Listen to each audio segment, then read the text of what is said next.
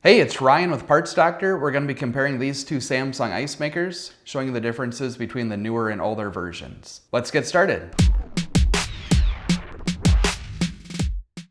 If you're getting excess ice and frost buildup in the ice maker or ice maker compartment, you want to inspect the ice maker for this one small change. If you haven't already, you'll need to start by removing your ice maker. You can check out our video that shows how to do that. With the ice maker removed, we'll be inspecting the top rear where the water enters the ice maker. If we look at the older ice maker on the left, it has a notch in the rear, which is bad. The newer ice maker on the right is solid across the back, which is good. One of the other differences between the old and new ice makers is the shape of the rear of the fill cup. The old one is flat on the end, the new one is tapered.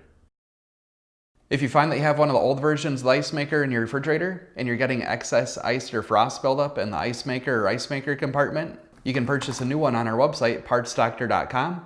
We'll leave a link in the description below. You want to make sure that you're searching with the model number from the tag on your refrigerator to make sure that you're getting the correct part. So that's it for this video. If you have any tips or tricks of your own, let us know in the comments below.